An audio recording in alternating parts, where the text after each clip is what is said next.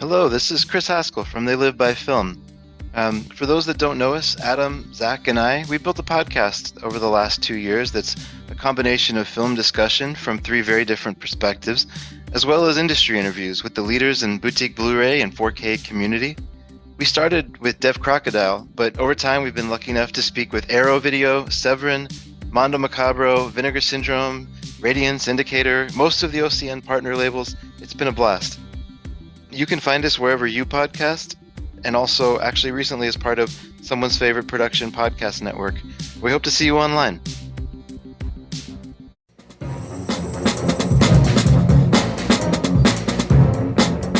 Hello, this is Aaron West. I am the author of the A24 New Wave. In this book, I look at A24's output and I make the argument that we are in a new wave movement right now. A24 plays a major role. This book has a supplemental podcast where each episode is a brief conversation about an A24 related topic, whether an actor, director, or even a genre. As I continue research for the book and conduct interviews, I expect to record podcast episodes with people involved with the company. You can find the podcast at cinejourneys.com or wherever you find podcasts, and we are proud to be members of the Someone's Favorite Productions podcast network.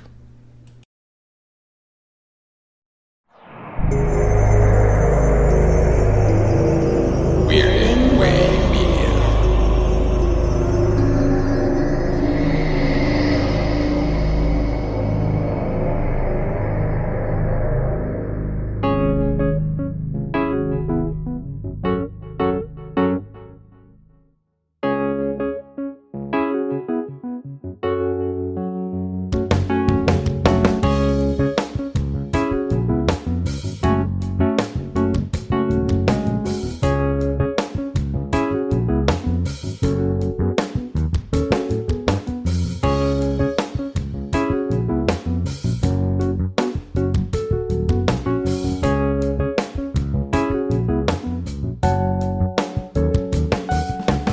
Welcome back, Midnight viewers, to Father Malone's weekly Roundup. 2 weeks in a row. Don't get used to it.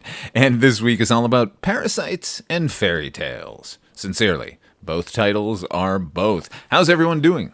Have you made plans for October 4th and 5th? Here in Las Vegas at the Silverton Casino, Midnight Viewing is going to be on display. We've got a booth. We got stuff to give away. We've got me and HP and Chris Stashu.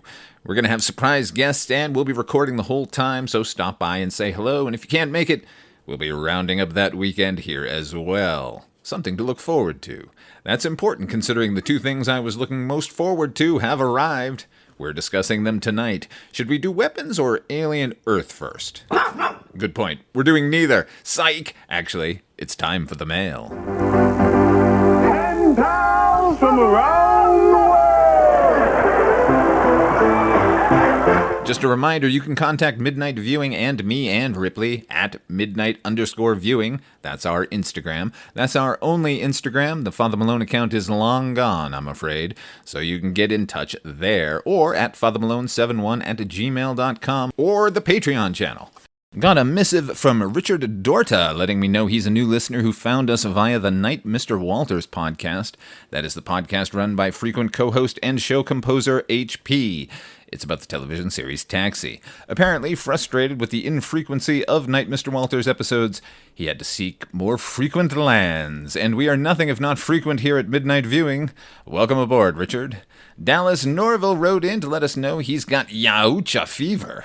HP and I are covering the Predator film series. That's Yautja Fest every other Friday.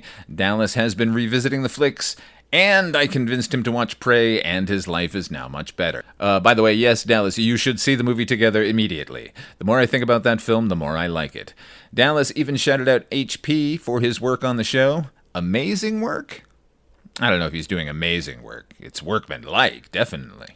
Always great to hear from you, Dallas. Shane Mackey, haven't heard from you in a minute. Stopped in to chat a little about that misbegotten Saturday Night movie from last year. And since you're looking forward to the weapons review, I guess we'll do it first. Oh, guess not. I've been checking the comments on Spotify. That's new to me. Sorry if you've written to me prior. I'm trying to answer them all, but we've got like 180 episodes, so it's taking a while. Trish Dubkowski wrote in about another Yautja Fest flick, Predator 2. We mentioned Kent McCord is in it. He was once the star of Adam 12. Trish wrote in to remind us that he was also on the television series Farscape. Thank you for reminding me. I had intended on bringing it up. It's just that when I start talking Farscape, I can't really shut up about it. Kent McCord played lead character John Crichton's dad, and he was great in it. You know who I loved on that show? I mean, everybody, but Sokozu, the Leviathan expert. God damn, she was sexy. All the women on that show. You know, I once saw Gigi Edgley at a Comic-Con once, and it was before they opened to the public, and she looked over at me, and I looked away like a fucking schoolboy. You know what the other great thing about Farscape is? See what I mean? Thank you, Trish. Lovely to hear from you. Thank you for listening. Derek wrote in about the Patreon show HP Hates Me. That's the show where HP picks old pieces of entertainment that are barely tolerable in one way or another and makes me watch them. Because he hates me. We did one about the Billy Crystal 1986 special, Don't Get Me Started. Derek asked, what does a near 40-year-old HBO comedy special by Billy Crystal say about you? Who cares? Get over yourself. I don't know if I can answer your questions without a few of my own, but I'll do my best. It's supposed to say about me that my friend chose a special for me to watch, and then we reviewed it. I don't expect anyone to care, and while I have tried on numerous occasions to escape this skin, I truly cannot get over myself. But I'm actually wondering where you're coming from. Is there something you'd prefer us to cover? Please forward it along. And finally, 10th Letter wrote in about our Fantastic Four coverage. Here's what he had to say. Ugh, sounds silly, but I'm not into man-boy movies, so Reed has a mustache, which I don't think he's ever had in the comics, because Mr. Overexposed Hollywood star won't shave, I see. This universe, that universe, multiverse crap is just bad, inconsistent, uncreative writing. Thanks for the sum-up. Like every other video game-esque movie in existence, I know I can quite safely hard pass on this. I prefer my comics in book form. And I salute you, my purist friend. Keep turning the pages. It's so fucking satisfying, isn't it? I think Marvel made a big mistake when they took that sound of pages whispering out of their production logo. Let me know a title worth looking into, 10th Letter. That's a J. James? Jason? Jeremy? Jehoshaphat? That's a G. Okay, that's the end of the letters, but let me just mini-review something really quick. I had intended to do an entire episode about Red Sonja, but then I saw it. Not good. Here's their one innovation. That character always had this weird catchphrase about how she'll only go to bed with the man who can defeat her in combat. That's gone. As for the rest, the lead actress is game, but she's struggling mightily because the script is poor and the action is sub-Hercules the Legendary Journeys. It's very volumetric, if you know what I mean. Sorry, Red. Hit it, HP. Come and listen to a dog that's hip. Here we go, it's Riff Picks, yeah! Thank you, HP. You know, Jerry Falwell frequently wondered when Mulder and Scully were going to do it. Let me tell you about my first experience with Alien. One of my best friends as a young boy was Brian McMahon. Brian was my horror buddy. He was as obsessed as I was with all the fucking horror movies we could get our hands on, and Brian's parents weren't so finicky when it came to toys. So of course he had a sawed-off shotgun toy that ejected plastic shells when you broke it open, and yes, he had the requisite Aurora models of Frankenstein, etc. But best of all, he had the Alien action figure. From Kenner, the Star Wars people, so you know you can trust them. It was 18 inches, authentically detailed, mechanically operated jaws. I'm reading from the packaging. As seen in the movie, relive the exciting action with the creature itself. Movable tail to swing by. Spring-loaded arms to crush its victims. Not a toy that was going to appear in my house anytime soon. Or ever. Wait, there's more. Press the back of the head on the bottom. His mouth opens and the gruesome teeth move forward. His evil brains glow in the dark. That was the part that bothered me about the figure. The fucking skull underneath the translucent dome of his head.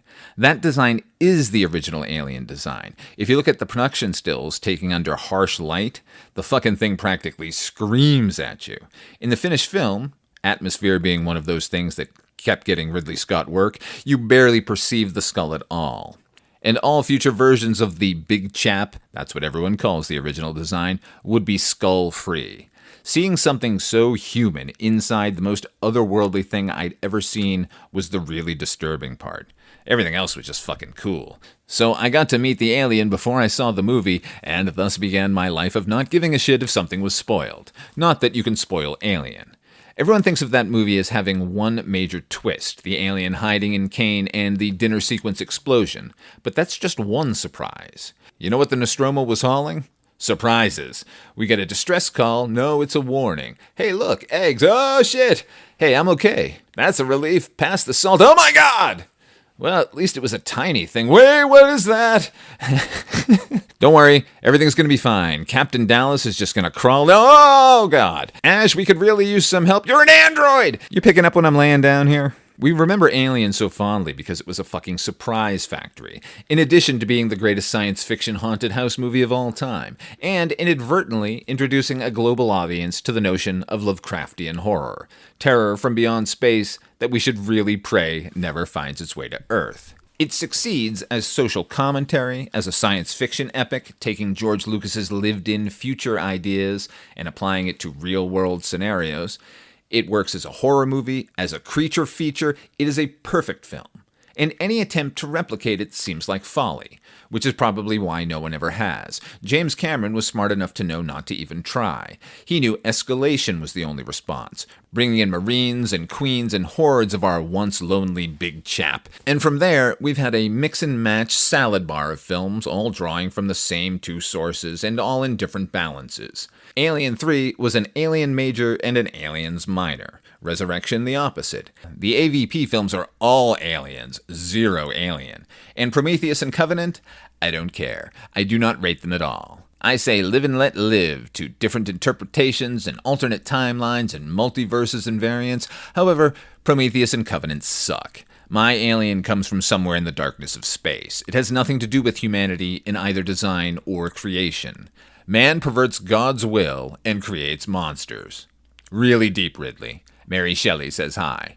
That doesn't mean I hate backstory, or prequels, or attempts at shading in the corners of a universe. I think Alien Romulus was a huge step forward. The most positive step forward since Ripley sent the Queen spiraling out of an airlock. Yes, it was you. You killed that Queen. Good girl.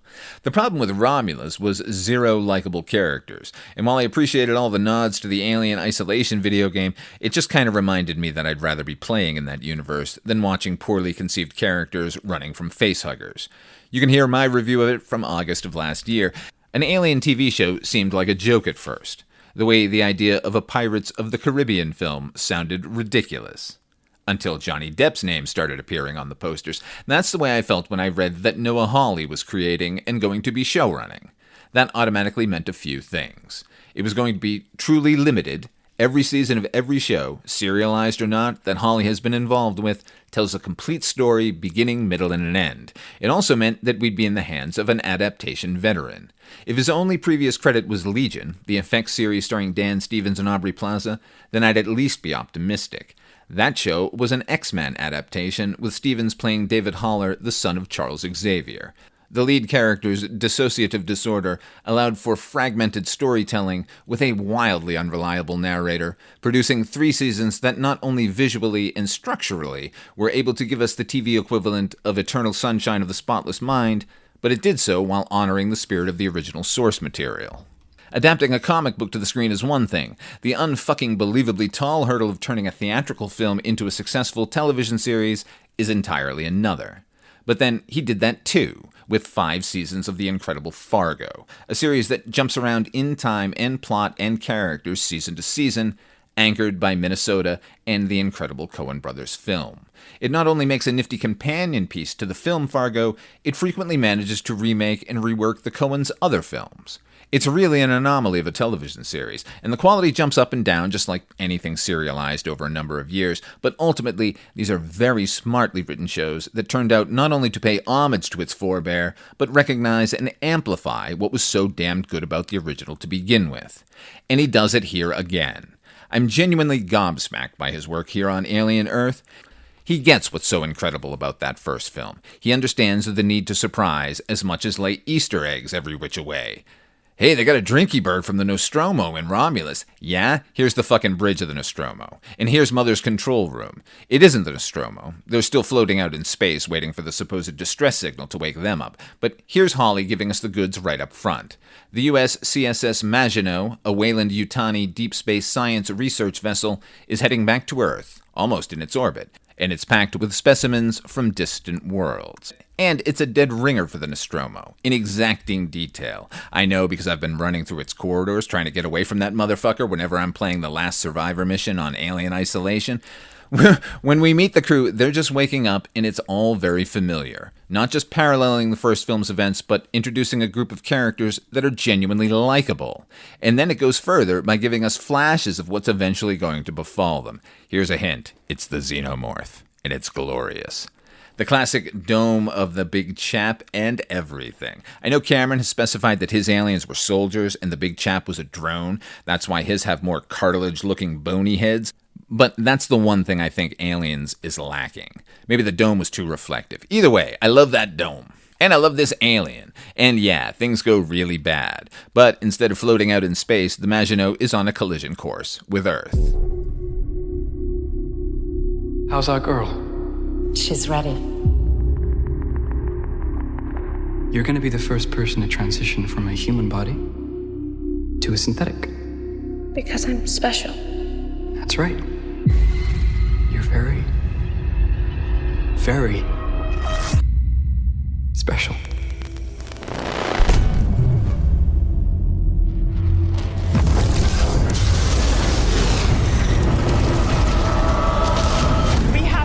Spacecraft. I want what's on that ship. We can do it. We're fast, we're strong, we don't break.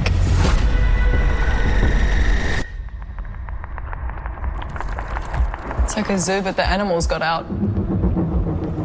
This ship collected 5 different life forms from the darkest corners of the universe. Monsters.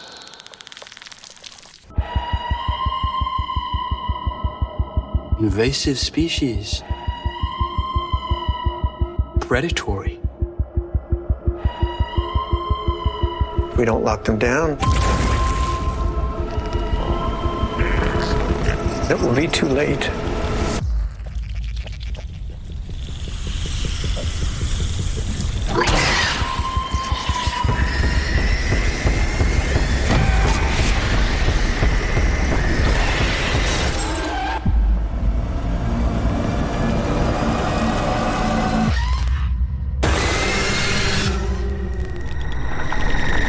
I mentioned Hawley's dedication to giving us new and surprising twists in the series, I meant it.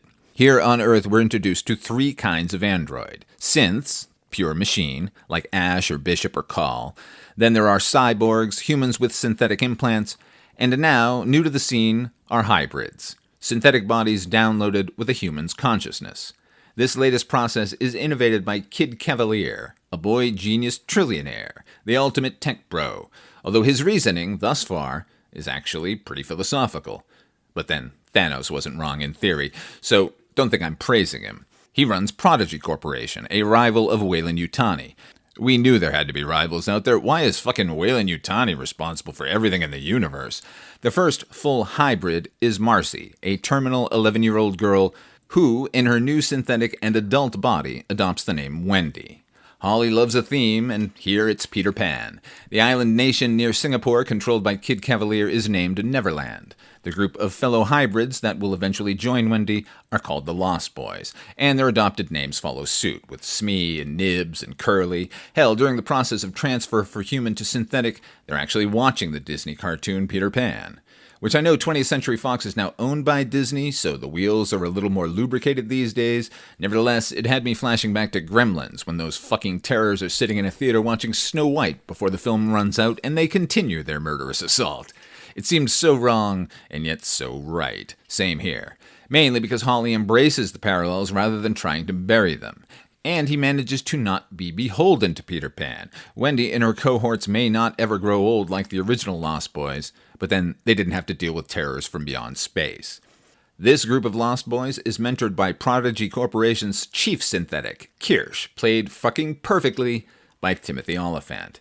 That really is the one thing all of these iterations of the Alien franchise has gotten right, the android, or synths as we're calling them now. I named the luminaries earlier. Kirsch is a welcome addition to their pantheon.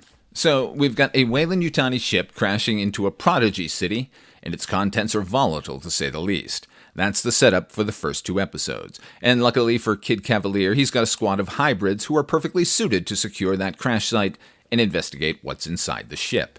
Which is about as far as I'm going to go without spoiling anything. However, I said Hawley understands the importance of the new when it comes to reinterpreting a film or series.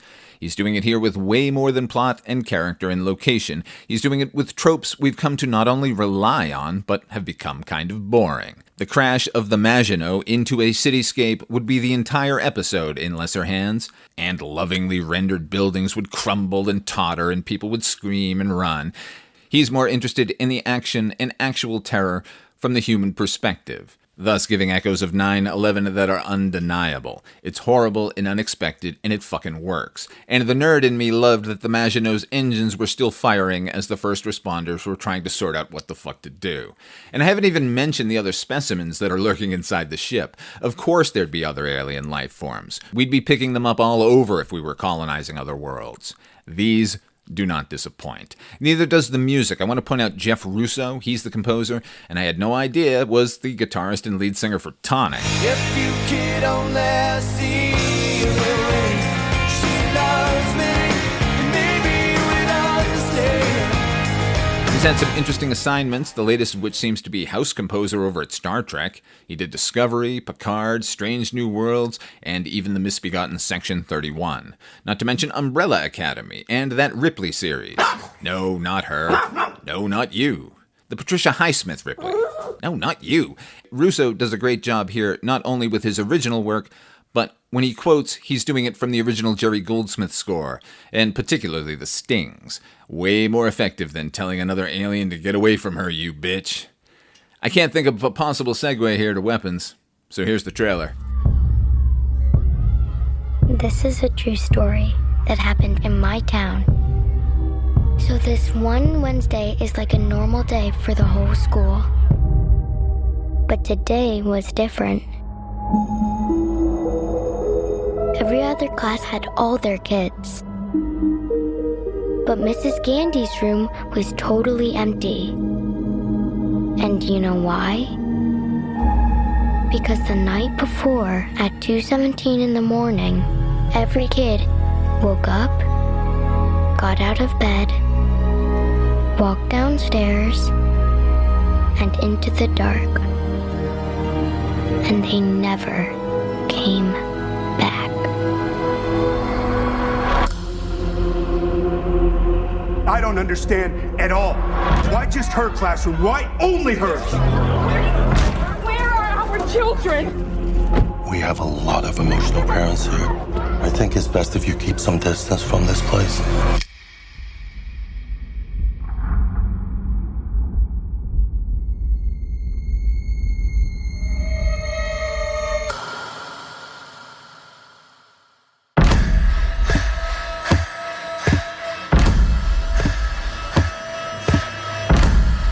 Matthew, where are you?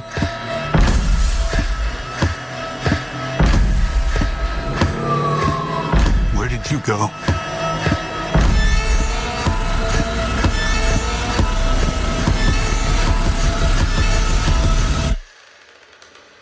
This is where the story really starts.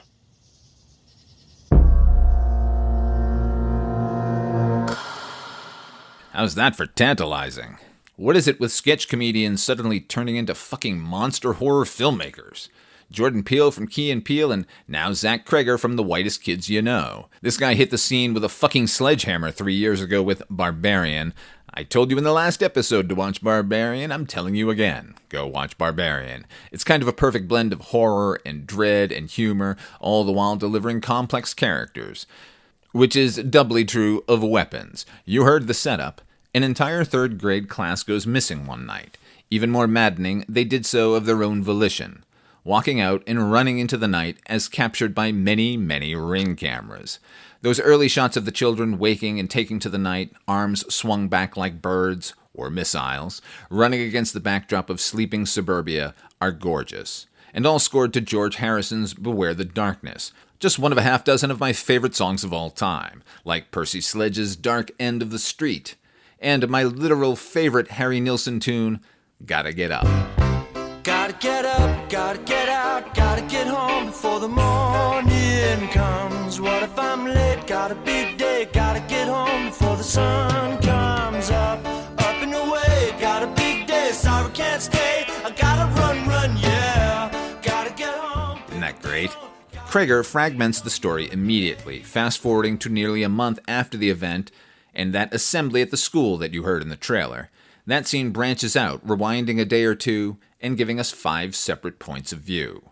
Weapons ends up resembling P.T. Anderson's Magnolia more than anything, though while Magnolia's characters and stories share a tenuous connection, a theme really, all of the stories here are leading us to the one tale overall. Those points of view are Justine, played by Julia Garner, the film's nominal protagonist. It's her class that's gone missing. Archer, a father of one of the missing children, whose obsession with finding him will either kill him or set him free. He's played by Josh Brolin. Then there's Paul, played by the once-upon-a-time Han Solo, Alden Ehrenreich. He's a cop in the town and a former flame of Julia. James, a homeless drug addict, played spectacularly by Austin Abrams. He was on The Walking Dead and Euphoria. Then there's Marcus, the school's put-upon principal, played by Benedict Wong. Can we put Mr. Wong in everything, please? There is no project he will not make better. And finally, and most revealingly, there's Alex, played by then 8-year-old Carrie Christopher. Alex is the only child in Julia's class who didn't go wandering that night.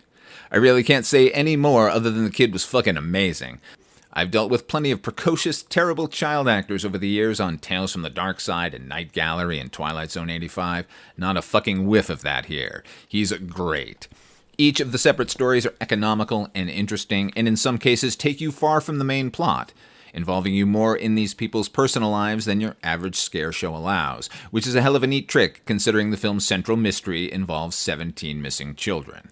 But is it scary? Fuck yes it is. And dreamy. And personal, and weird, and thrilling, and skin-crawling, and it functions as a hell of a meditation on addiction and its widespread lingering effects on the lives of everyone it touches. And it's funny as Together was. Boy, horror is really hitting a stride recently.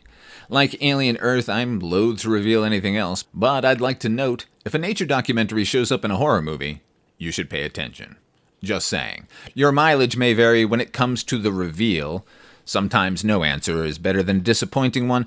I myself love an open-ended mystery. This ain't that. Cregger isn't interested in stringing you along. And I, for one, was right there with this flick every step of the way. The supporting cast? There's a supporting cast after 5 leads? Yeah, and it's just as strong. Toby Huss is a fucking gem. He's the chief of police here and father to Paul's fiancée, Donna, who is played by podcast legend June Diane Raphael. Toby Huss, though, you probably know him as The Wiz. Nobody beats me because I'm the Wiz! Yes, I'm the Wiz! I'm the Wiz! But he's made a career of gentle authoritarian characters, but I just wanted to point him out and say how fucking good he is. Justin Long and Sarah Paxton show up as parents of one of the other missing kids, and Amy Madigan is also in the film, and she's fucking spectacular. What a real-life duo she and Ed Harris make. Just powerhouses in every direction. You know what? I take back what I said earlier. Do not see Barbarian. That's readily available on streaming. Go to the movies and put your money down for this one. I encourage that a lot, but this is it, man. If you're not supporting this, you are not supporting horror. And if you're not supporting horror, then get out of here. We're getting out of here. Tune in Friday. We've got the latest Tales from the Dark Side. And the Friday after that will be Aliens vs. Predator. But if you want to hear that right now, it's on the Patreon channel. Patreon.com/Father Malone. You'll get episodes in advance, weeks in advance sometimes. And you'll have access to shows not in the main feed, like HP Hates Me. The latest episode is up where HP made me watch Corey Haim's Me, Myself, and I. A self-released video made to convince the industry he was sober and ready to work, all the while being high as a fucking kite. Next Monday will probably not be another Roundup. That's right, I'm like SNL. I'll come in hot and then I'll bail. But it will be a new show. Not a new show, but a show you haven't heard. That'll be my own weapons mystery. Until then, until we meet again, I'm Father Malone. For Ripley Jean, we're going to leave you with a bit from Alien Earth. The ship touched down in 1730. It's a deep space research vessel, C-class. Weyland-Yutani. Survivors? On the ship, unknown. Comms are down. The ship must have clipped the tower. But we have forces on the ground. Mass casualties, I'd imagine, among the residents. Luckily, it was the Founders' Day festival. Hundreds of people were at the park. Sir. Not now. Let's go. No. Triage the rescue by income bracket, call up the reserves, and keep this quiet until we know the damage. We can do it. And the ship? A deep space research vessel loaded with who knows what. I think that's ours now. She won't like that. Yutani. Yeah, so she can sue.